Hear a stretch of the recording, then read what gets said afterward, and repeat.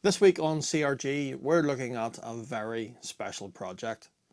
Not just because of what it is in this box or where it came from, but rather what it's for.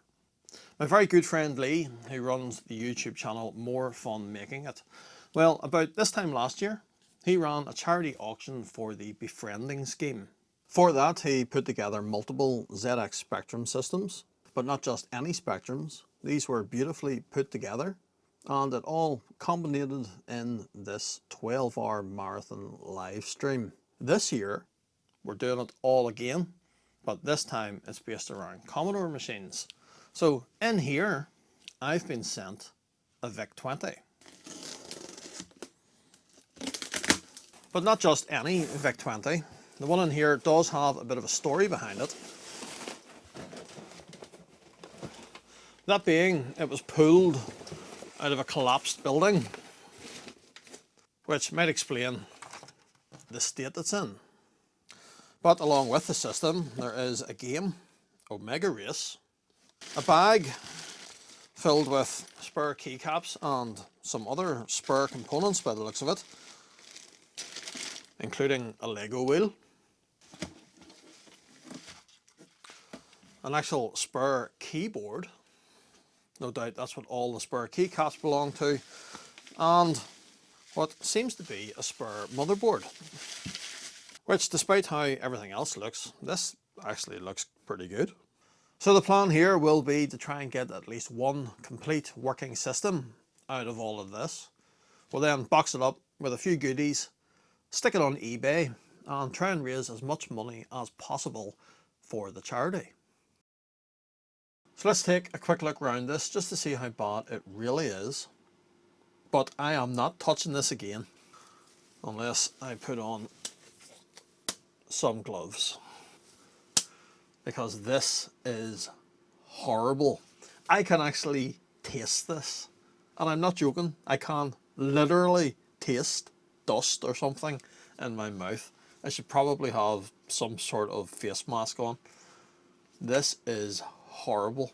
But aside from the dirt, which hopefully will just clean up, the case is quite yellowed, so a bit of retro brightening will be required, and there does appear to be a little bit of damage here. The escape key is missing from the keyboard, but it looks as if the stem there to which it would have attached, it looks as if that is broken. And yeah, I just naturally said escape key because on a PC keyboard, top left is the escape key. That is not the case on this though, obviously. Rather, it's a back arrow key, just like that one. That is what this should look like. So we can't just disconnect this keyboard, get this top cover out of the way. Although I suppose one thing to point out quickly, yes, it is a VIC-20. The badge though does say VC-20, just like my other one does actually. But this is a German badged machine. Commodore had to rename this VC-20 for the German market because, well, VIC supposedly sounds like the German F-bomb. But putting this to the side, well, in here, yes, things might look equally gross, but looking through that dirt, the circuit board itself, it actually doesn't look too bad. There is a little bit of corrosion evident on two of the MOS labelled ICs here. I'll need to look up a schematic to see exactly what they are, but I suspect those are just some form of 7-4 series logic. A little bit of corrosion here on the top of this can protecting the VIC chip. The ports on the rear here, well, no obvious signs of rusting or anything in those. And down in there in the cartridge port, well, it's absolutely filthy. There is a very large dead bug just there. But the cartridge slot itself, it isn't unfortunately coming through on the camera, but it does look quite clean. A little bit of corrosion here though, in particular at the power switch, but it is moving freely enough. So I think we can deal with the rust there easily enough, and a little bit of contact cleaner in there should hopefully get it good as new. Most of the screws holding the circuit board in place, they are quite heavily rusted though, so they will just be replaced. And speaking of which, let's get all them out so that we can start cleaning this thing. I need to remove this cover next. One of the screws is already out, just this one to get out. Although that one appears to be stripped. But that's that off. Oh, this is metallic as well. I didn't realise that. I thought this was plastic. So this might need to be repainted. I suppose the one thing that we didn't look at though, inside this RF can, what does the VIC chip itself look like? Now I would hope it is nice and clean in here. This can should have protected everything. And yeah, that is all looking pretty. There is the VIC MOS 6561 and it is soldered direct into the board. I half expected to see that in the socket, but nope. In fact, I also sort of hoped it would have been in a socket because I had intended to remove it before we would try to power this thing on. So I'll have a think about that. I may yet do that. Although I suppose we can use the multimeter to test for shorts and things like that. And if nothing is shorted and we're using a good power supply, well, what risk is there really? But let's try and deal with all the dust, all the cobwebs, and the skeletal remains of various critters. I'm just going to try and get all this off with the toothbrush.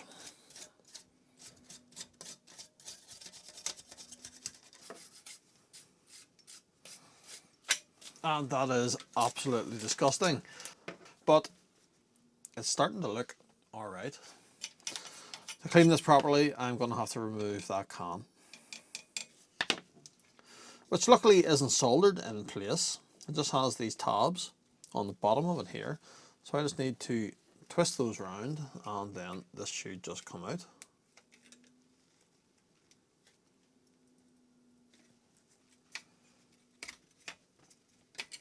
Bit of rust on that as well that we'll need to deal with.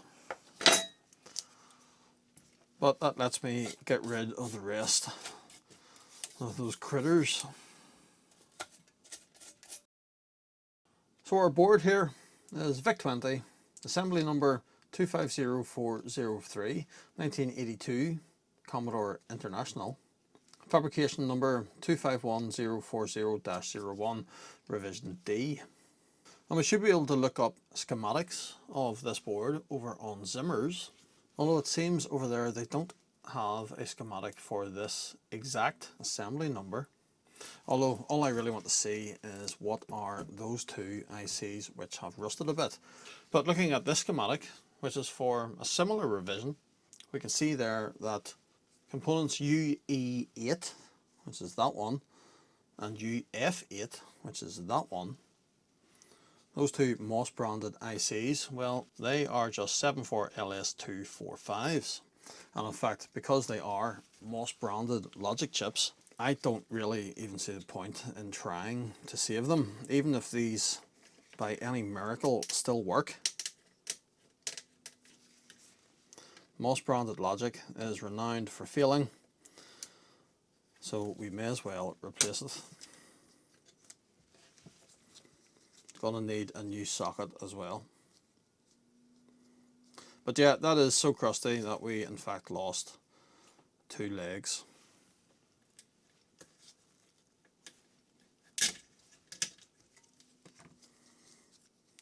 Well, all its legs are intact, but it is equally just as grotty looking. Interestingly, at position UD8, which is that one there, Commodore seemingly did fit the 74LS245. Or maybe someone's been in here in the past and has already replaced a faulty Moss logic chip. The only other ICs in sockets is that other 245, so I think we'll just pull all the socketed chips just so that I can inspect the sockets that are there and give them a good clean if they're okay. That one does look okay, but I think that's just a single wipe socket. And those are a bit crap, so I might just replace that while we're at it.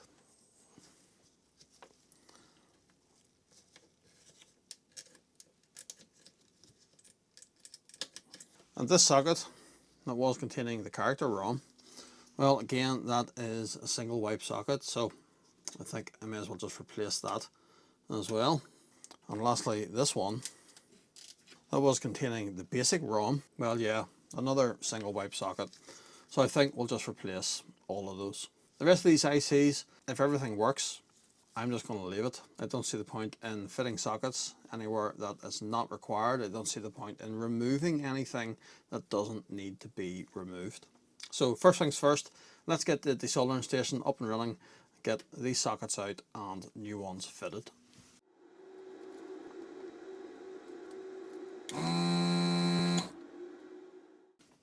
That's them all out, barring this last one here. It is loose though, but what I like to do just before trying to remove the socket is just grab it and just shake it back and forward just to make sure that all the solder joints are definitely broken. Even after desoldering, sometimes you get this a little bit holding a pin in place, and rather than trying to yank it out, just shake it like that. That'll snap anything loose and the socket just lifts out. We're going to be using these new dual wipe sockets, but I think before I go to the trouble of fitting those, the board should get a bit of a clean. And to do that, I want to try and do a trick that I seen Chris Edwards use. So I'm just going to put down this cloth here just to catch the runoff, because what we're going to do is try and use some of this WD-40 contact cleaner, and we are just going to soak the board with this stuff.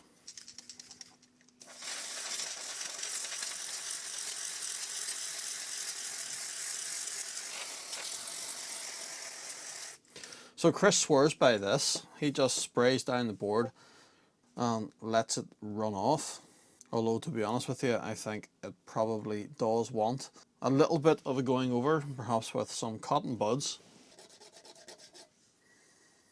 Because as you can see, there is quite a bit of dirt there to come off. The ideal solution would be to stick it in an ultrasonic cleaner, but I don't have one. So that ain't going to happen, I'm afraid. I'm just going to have to try and do it the old-fashioned way. Do it by hand.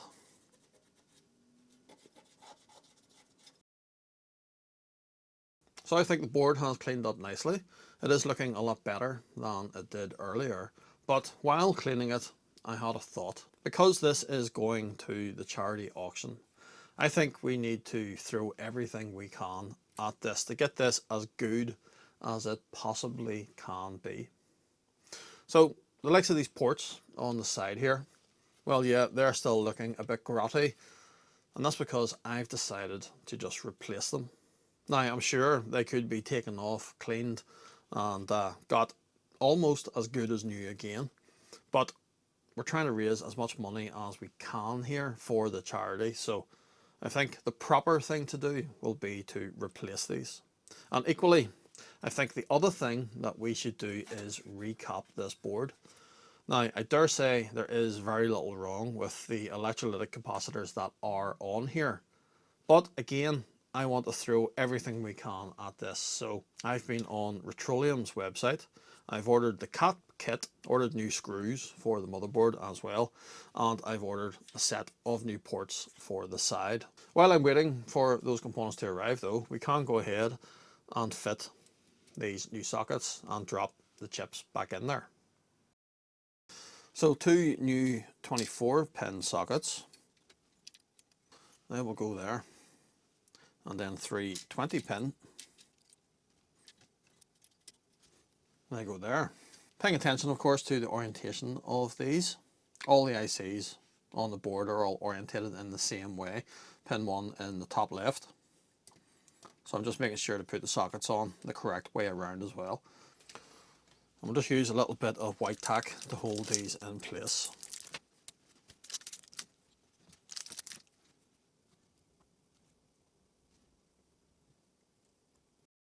Okay, there's all our new sockets. The character ROM goes back into this one, and the basic ROM goes into this one.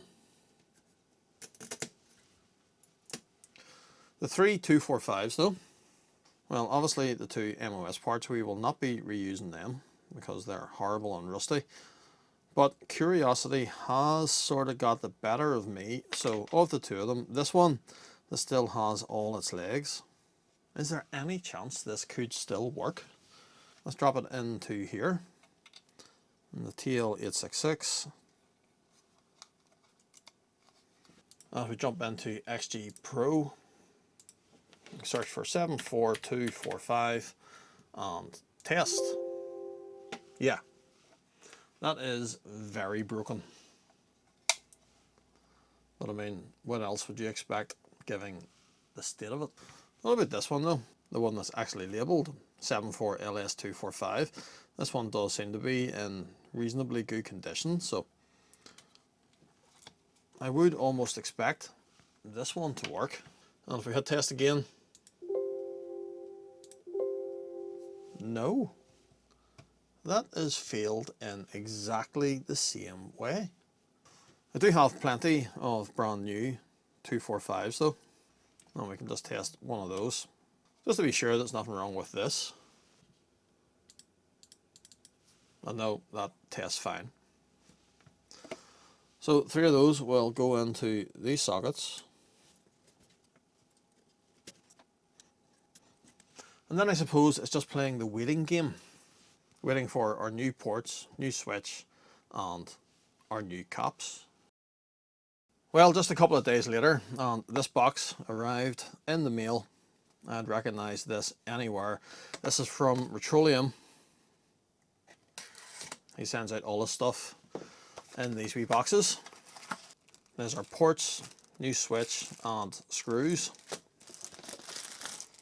And there's our caps. So a bit of work to do to swap all that over. And while I'm doing this, let me bring on a very special guest to tell you all about the charity.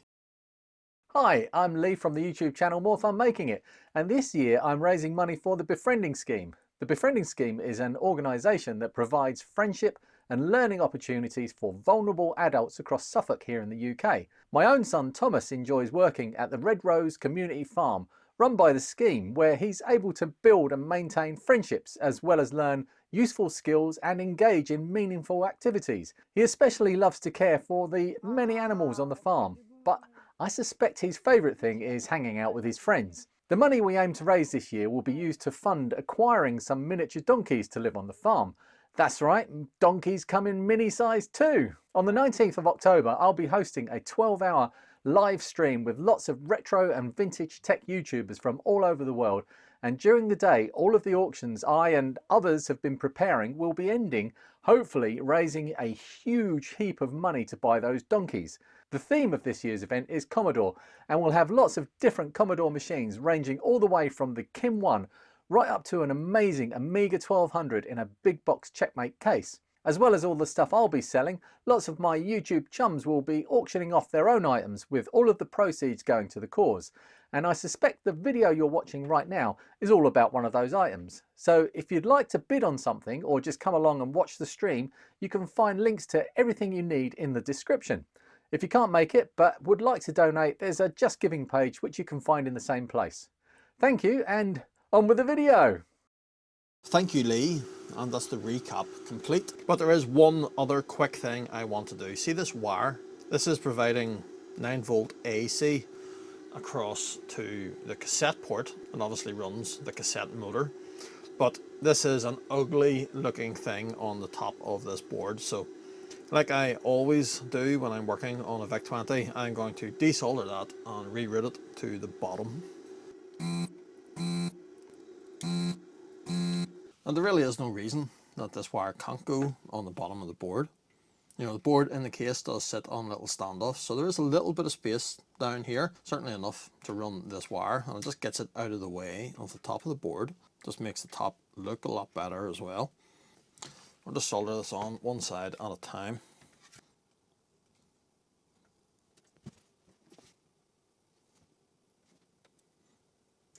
There we are, that just tidies the thing up, doesn't it? Next job, I suppose, is to remove this metal can, because I'm going to paint that along with all the other metal work. But I'm sure, like me, you're dying to know if this works, if it's doing anything at all. So how about we plug it in quickly and test it? Power supply hooked up via one of those power savers, because this is an original brick. Although it hasn't let me down yet, but you know, not taking any chances. We've got the video cable hooked up as well. But before we do throw the switch, let's just be sure that nothing is shorted. So got the multimeter in continuity. And let's just check across the 5V rail, I suppose. We can do that just on one of the 7.4 series chips. And no, that seems fine. Turn the meter up a little bit. And we've got about 400 ohms or so between ground and 5V. So I dare say that is fine. How about we just throw the switch and see what happens. Watch out for any magic smoke. Keep an eye on the fuse in case that goes bang, or will we just get lucky and it will display something on the screen. Well, we are getting a video signal, but it's a black screen. Let's just check the voltage on the board, and I suppose we'll check it on that one logic chip again. And yeah, 4.92, that is fine. But why do we have a black screen? I've been having a look around the board with the scope, and I think I might be onto something. Check the usual things first. So reset, that is on pin 40 of the CPU. Starts out low, goes high, that's fine. The clock, that is on pin 37 of the CPU. And there it is, that's fine as well. 1.08 megahertz, that's more or less correct. Now if we go down to the data bus, which is on the CPU between pins 26 and 33, there is pin 26, which is data line 7. Well, you can see that is sitting at 2 volts, so that is just floating. Now if we power cycle, we do occasionally get a bit of activity on the data bus. There, we've got activity this time, and to be honest with you, that does look pretty normal. There's another one there, although possibly some issues in there, because you can see some of those signals there, they're not quite getting right up to 5V, or some of those pulses aren't. When it is running like that, if you take a look over on the address bus pins, well, you can see that looks fine. But I think what might be causing the issue here is possibly a clash on the bus, possibly more than one thing trying to drive the bus at the same time. Now if we go to the schematic, you can see the data bus there coming off the CPU, and it makes its way over to UF8. That is one of the 74LS245s, it's that one in particular. Now if we take a look at the direction pin on that, which is pin 1, well, that looks fine. That is pulsing away there.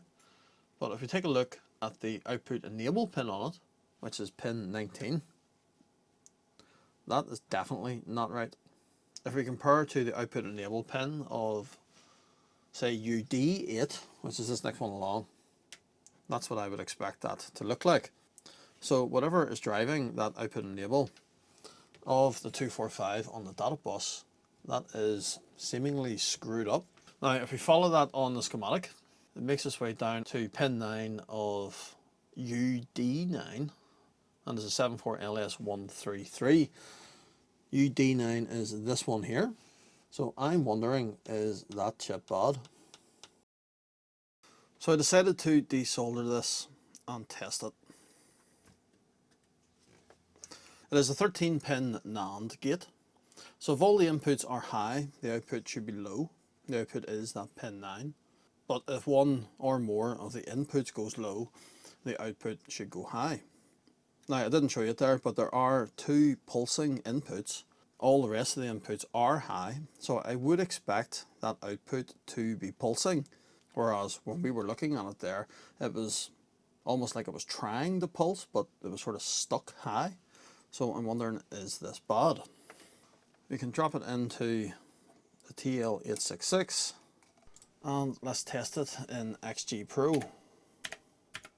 74133. And no, that is actually okay.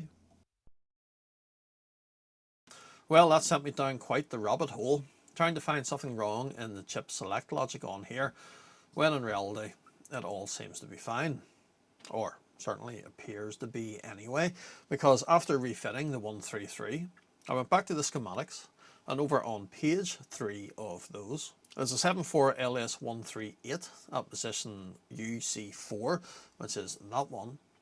It's responsible for quite a bit of the chip select logic, so decided to pull that out and test it, but it also tests fine. There's then a couple of other logic chips involved, a 7404, 02 and an 08 at positions UC2 and 3 and U13.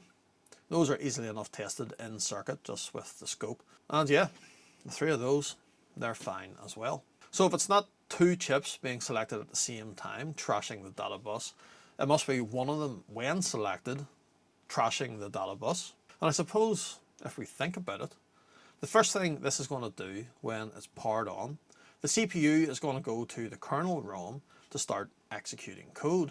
And yeah, okay, sometimes we are seeing pulses of activity on the data bus, but more times than not, it'll just be a pulse for a split second and then it's dead. So would that suggest that there's something wrong with the kernel ROM? CPU's trying to read out of it, can't read out of it, and things fall over. Now, earlier on, I said that chip there, that was the basic ROM. No, that's the kernel ROM. The one beside it there, that's the basic ROM. Both of them do have very similar part numbers. MOS 901486, it's just the kernel ROM is -07, the basic ROM is -01. So apologies for mixing that up, but our kernel ROM, it's in a socket, so we can very easily pull that out and test it. And I think what we'll do is bring in my VIC-20, for which the kernel ROM in this is also in a socket.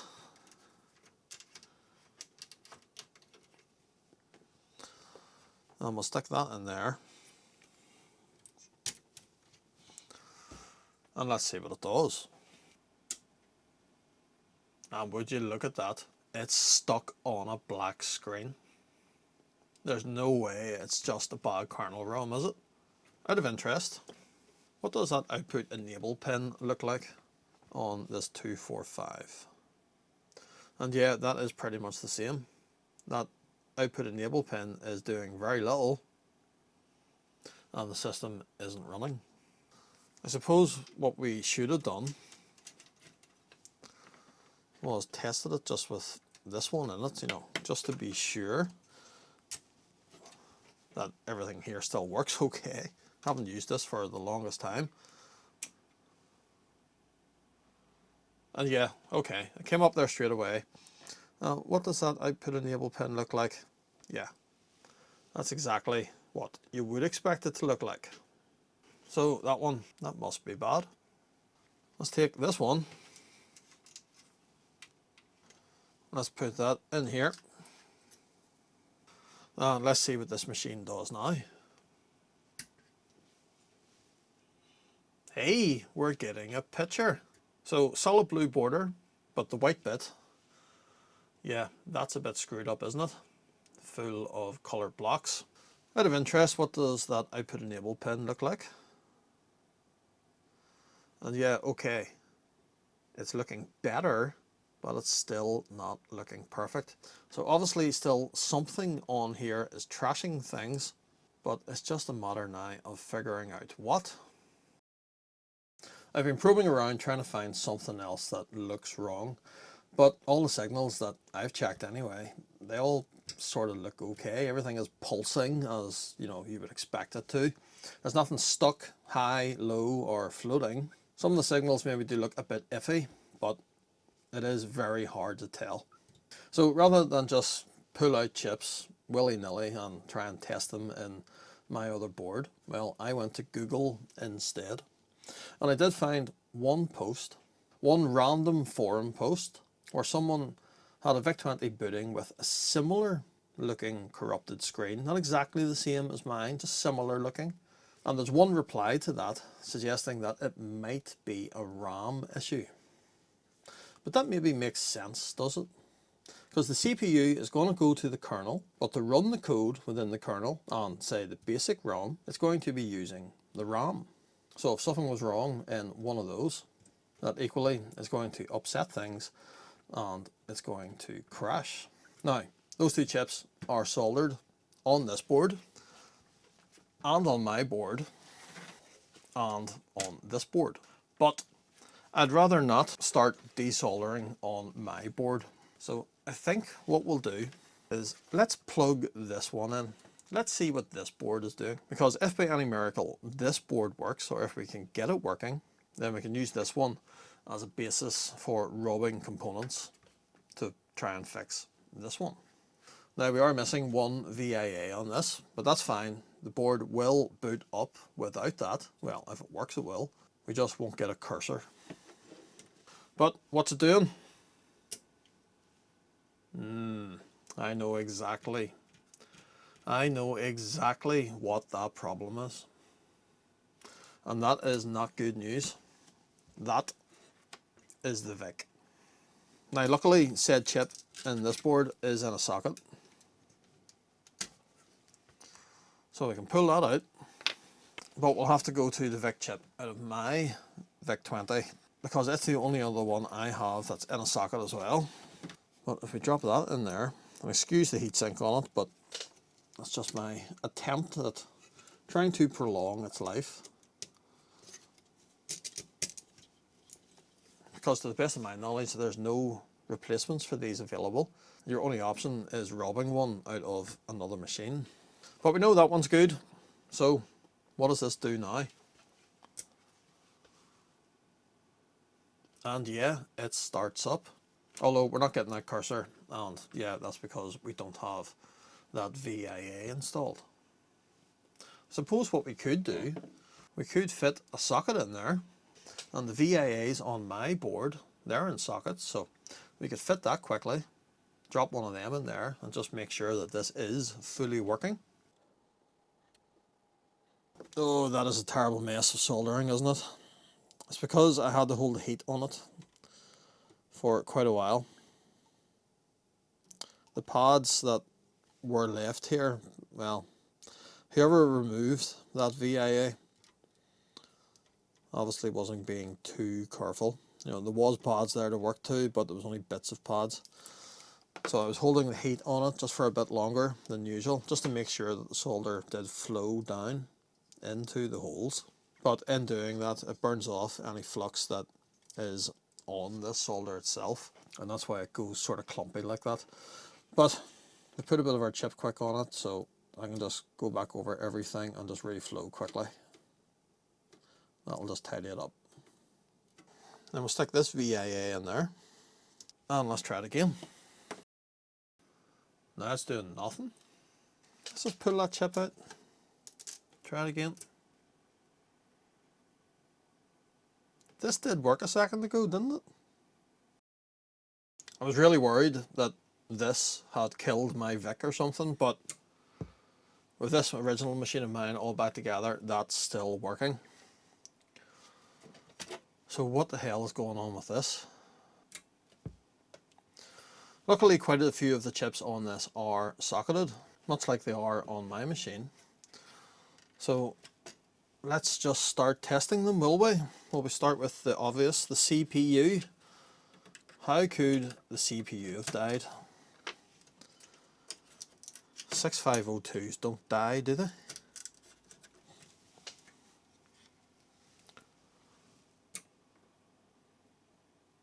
Oh yes, they do. I do not believe this, but that CPU must have died. What would have caused that? I don't like it when things just die like that. I need to think very carefully about what we do next. Can't find anything wrong. Voltage levels, you know, they're fine, and I can't really think of anything else that would have randomly killed that CPU, other than it maybe just being its time to go. So we're going to chance it. My CPU, my VIC, my VIA, and I've hooked up the keyboard. Let's try it. Okay, machine has came up, and we do have our cursor now. Does it work?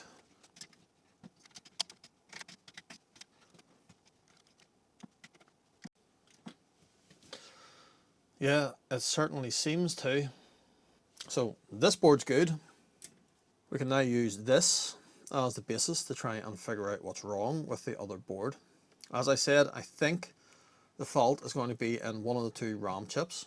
So I'll remove one of these RAM chips here. I don't know, just remove that one and fit a socket. We'll take both RAM chips off the other board and fit sockets, and then we'll try them one at a time in this to see if we can figure out which, if either of them, is indeed faulty.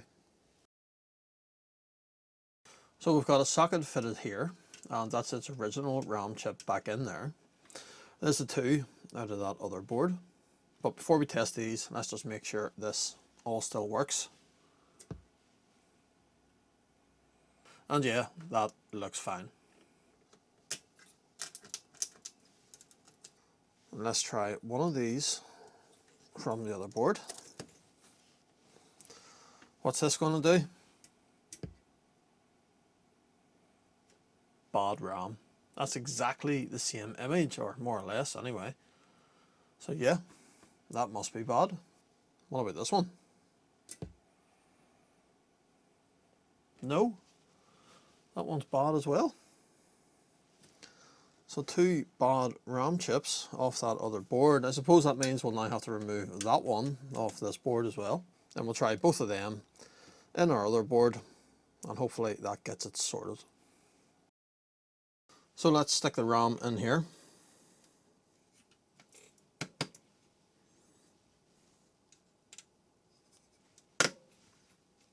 The kernel ROM, the one that will stay in this machine now, is the one from the other board, the other spare board, not my one.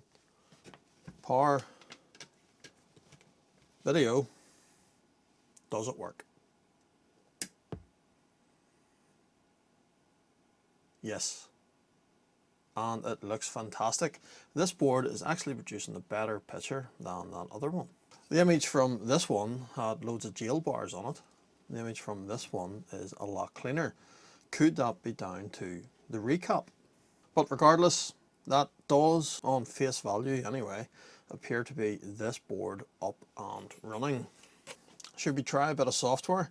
What about the cartridge that came with it? Omega Race? A big dead bug in there as well. Horrible. I suppose if we're doing right, I should probably open this up just to make sure there's no other bugs living inside it. There's the PCB out anyway, and now the rest of it looks pretty clean. Just give that a quick going over. And as you know, the best thing for that is just a rubber or an eraser. Will it boot the game? We can just put this in here without its case. It doesn't need its case to work. But does it work? And yes, it does. Fantastic.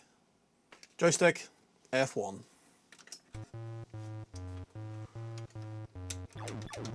Okay, so I'm that little triangular ship. I'm bouncing all over the place. My goodness, that moves quickly. And I'm dead.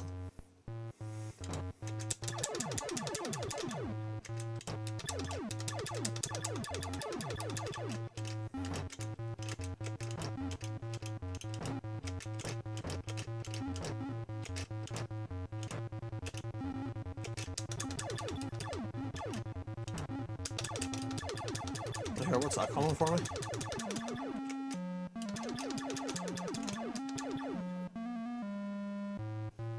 That almost sounds like a Star Wars ripoff.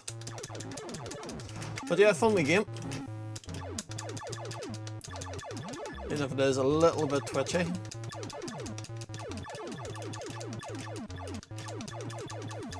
Seems to be the point of it is to shoot these things.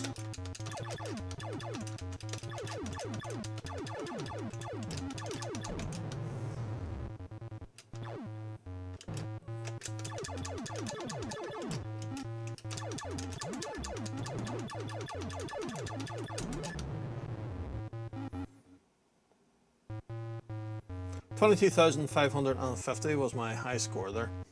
I don't think that's too bad for a first attempt. But But at least it seems that this VIC-20 is now fully functional. So the next job is the cosmetics. The case needs a really good clean. It needs retro brightened, and all that metal work, that all needs sorted out as well, doesn't it? Because it has rusted quite badly. But that's not going to be covered in this video. Rather, I've made a second channel video going through all of that. And there's even a little bonus repair in there because yes, the board did unfortunately fail on us yet again. So if that's something you'd be interested in seeing, maybe pause this video now and head over to CRG2 to watch all of that. It is about half an hour long though. Then you can come back here to see the final reveal. Everybody caught up? Because this is now our VIC-20. And I think it turned out great. Everything has cleaned up really well. The case has brightened up considerably from what it was. And there's all our metalwork refinished. So it's just a matter of putting this back on.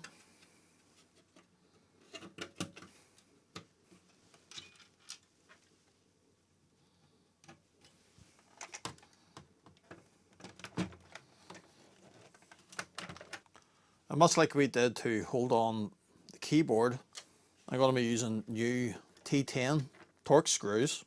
And yes, okay, I might take a little bit of flack for not using the original screws in here. But I think these new stainless steel screws, they just add a nice finish to the case. So I am really happy with how this has turned out. The board has gotten everything it has needed. Now 7 ICs replaced in there. It's been recapped and it has a brand new power switch, new power socket and new joypad socket. Yes, the case does have a little bit of damage, as does the keyboard, but that's all part of this thing's story. That story, which I'm very conscious I haven't actually covered yet. So as I said, this was pulled out of a collapsed building. It was Simon from the YouTube channel Ginger Hippie Gaming. He rescued this along with a load of other systems and software from the warehouse, or what was a warehouse, of a former computer shop. Now, it's not the first system that you will have seen that came from there. Last year on the channel here, we repaired a PC engine that came from the same place and was in a very similar, sorry looking state. So yeah, Simon very kindly sent this one my way. Well, sent it my way via Matt from Tech Made Easy. It was actually Matt who posted this to me. But I already have 2 such machines in my collection. My own VC20 and an original VIC-20 in its box, so I thought the least I could do is fix this up to the best of my ability and offer it for Lee's charity. But we just can't send a machine on its own to charity auction. We couldn't possibly do that. So to plug it in, you're going to need a power supply, and as you may have seen over on CRG2, it's going with this one. An original wedge brick, which I have just refurbished. It has a new 5-volt DC board in here. So should be safe to use with this machine for the foreseeable. But it's not just good enough to have a VIC-20 and a power supply. You need to hook it up to your TV. And for that, you're getting a brand new composite video cable. Now, I've been using my own SCART video cable. Although it's not that this machine is providing an RGB signal through that, it is just providing composite video. But the reason that I am including this one with the 3 RCA jacks on it is because we're offering worldwide shipping on this, and if by chance, say, it winds up in America, well, those guys over there don't have SCART readily available. Everyone though has this, so 1 AV lead included. You are then going to need to be able to run a bit of software on your VIC-20, and so to solve that problem, this is going to the final expansion 3. I covered the building of this on the main channel here last week. It was Foxoria from my Discord that provided the kit for this, but the one thing that she did post over, since you've seen the building of this, is a sticker for it, and that just finishes it off nicely.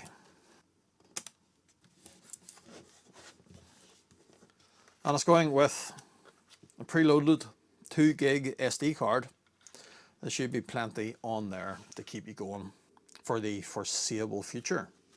But let's say you want to run a bit of software in the more traditional sense. Well, to do that, you're going to need a tape deck. And that's the one thing I did not have to include. So I put the call out across the various discords that I'm on, and it was Benny Boy over on Gadget UK's Discord. He came to the rescue, and when he heard it was for the charity event, he very, very kindly donated this. He even covered the postage costs of sending this to me.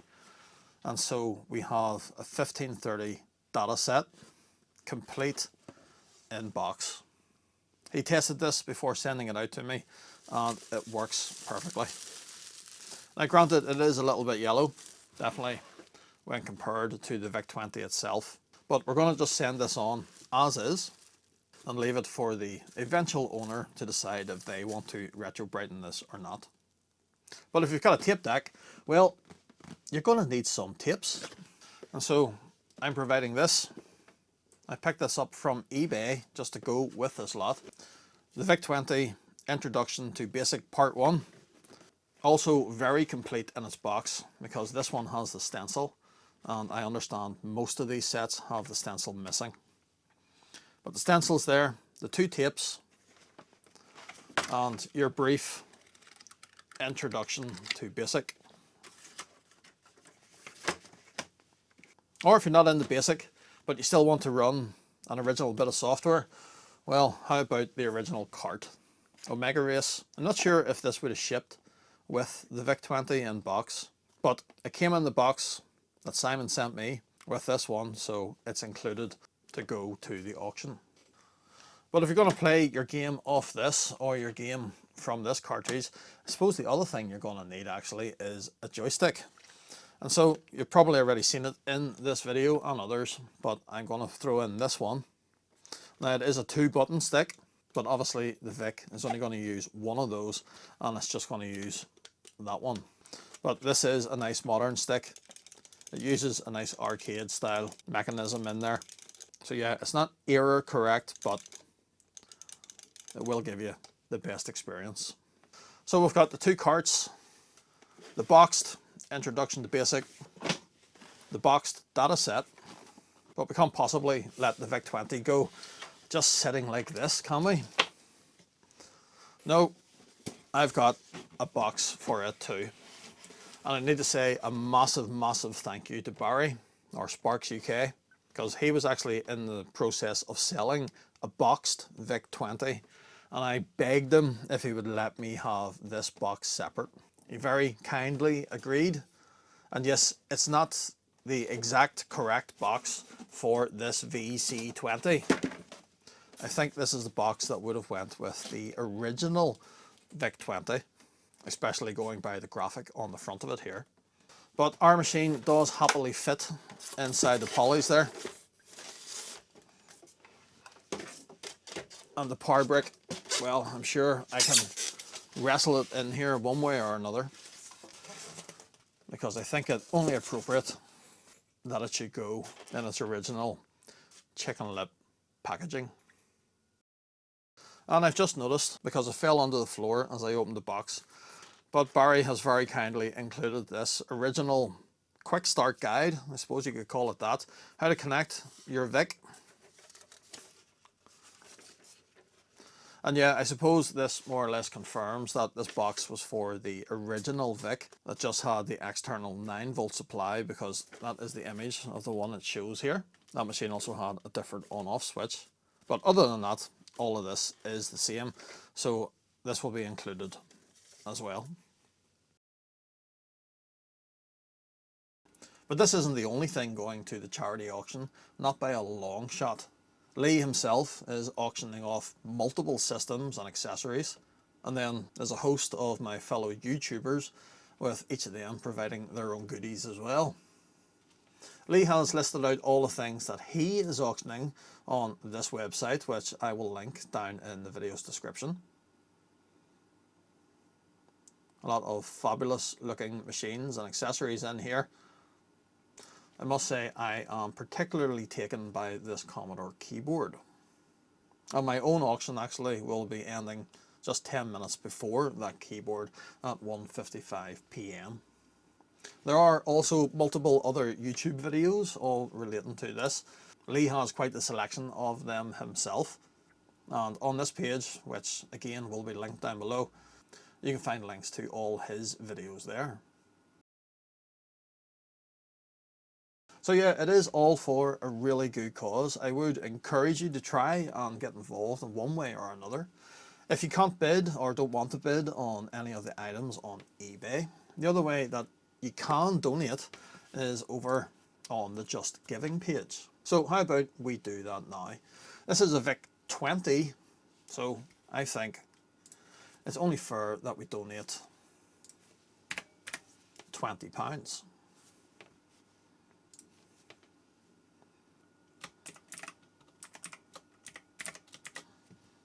Should we write him a message? Hi Lee, £20 donation from Glenn. Currently typing this while recording the end of my VIC 20 video at midnight on Saturday. Nothing like leaving it to the last minute, eh Glenn?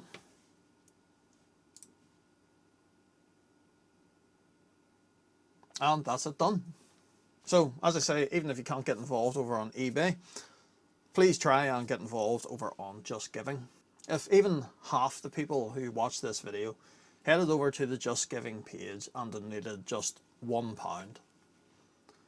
that would be an awful lot of money raised for the cause. The target here is 15,000. And so I will end this video by appealing to the CRG viewers. How about today you go without that takeaway coffee and just throw a couple of quid into this cause. Thank you for watching, and I'll see you next time.